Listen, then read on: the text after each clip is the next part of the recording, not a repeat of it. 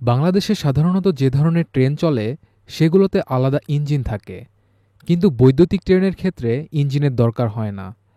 এসব train rail লাইনের ওপর ঝুলানো বৈদ্যুতিক তার থেকে সরাসরি বিদ্যুৎ সংগ্রহ করে, যা চাকার সঙ্গে সংযুক্ত মোটরের মাধ্যমে ট্রেনকে দ্রুত গতিতে চালিত করে।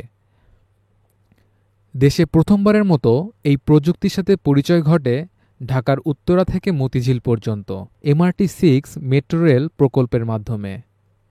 তবে এখন পর্যন্ত দেশের মূল রেলওয়ে নেটওয়ার্কে এই ধরনের বৈদ্যুতিক ট্রেন সংযুক্ত হয়নি।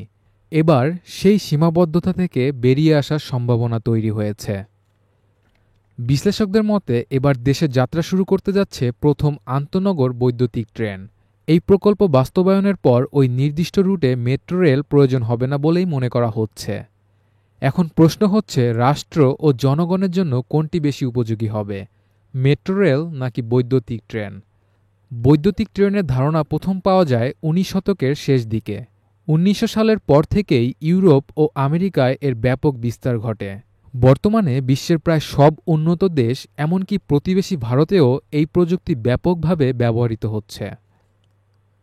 বাংলাদেশেও বিভিন্ন সময় বৈদ্যুতিক ও বুলেট ট্রেন চালুর পরিকল্পনার কথা উঠেছিল।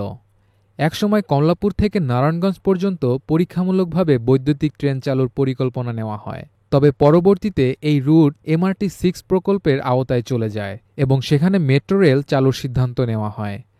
বর্তমানে অন্তর্বর্তীকালীন সরকার নতুন করে দ্রুতগতির বৈদ্যুতিক ট্রেন চালুর পরিকল্পনায় মনোযোগ দিয়েছে। নারায়ণগঞ্জ থেকে কমলাপুর, টঙ্গী হয়ে জয়দেবপুর পর্যন্ত এই রুট সম্প্রসারণ করা হবে। ফলে শুধু নারায়ণগঞ্জ নয়, গাজীপুর জেলার বাসিন্দারাও এই সুবিধা নিতে পারবেন। কারণ ঢাকার এই দুই পাশে অবস্থিত জেলাগুলো থেকে প্রতিদিন অনেক মানুষ রাজধানীতে যাতায়াত করেন। এই প্রকল্প সফলভাবে বাস্তবায়িত হলে এটি মেট্রো রেলের মতোই শহরের পরিবহন ব্যবস্থায় গুরুত্বপূর্ণ ভূমিকা রাখতে পারে। সবচেয়ে বড় সুবিধা হল, অর্থনৈতিক দিক থেকে এই রুটে ইতোমধ্যেই ডাবল লাইনের রেলপথ রয়েছে, যা ব্যয়ের দিক থেকে অনেক সাশ্রয়ী। কমলাপুর থেকে টঙ্গী পর্যন্ত 4 লাইনের কাজ প্রায় সম্পন্ন। এই অবকাঠামো ব্যবহারের মাধ্যমে সহজেই বৈদ্যুতিক ট্রেন চালু করা সম্ভব। একটি সমীক্ষা অনুযায়ী যেখানে মেট্রো রেল নির্মাণে খরচ প্রায় 30,000 কোটি টাকা, সেখানে বৈদ্যুতিক ট্রেন প্রকল্পে ব্যয় হবে মাত্র 3,000 কোটি টাকা। অর্থাৎ 10 গুণ কম খরচে একই সাথে দ্রুতগতির সুবিধা নিশ্চিত করা যাবে।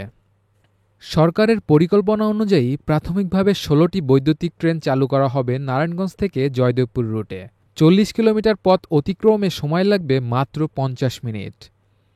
এটি শুধুমাত্র একটি নগর পরিবহন প্রকল্প নয়, বরং এটি হতে যাচ্ছে ঢাকা শহরের দুই প্রান্তের দুটি গুরুত্বপূর্ণ জেলাকে সংযুক্ত করার এক যুগান্তকারী প্রয়াস।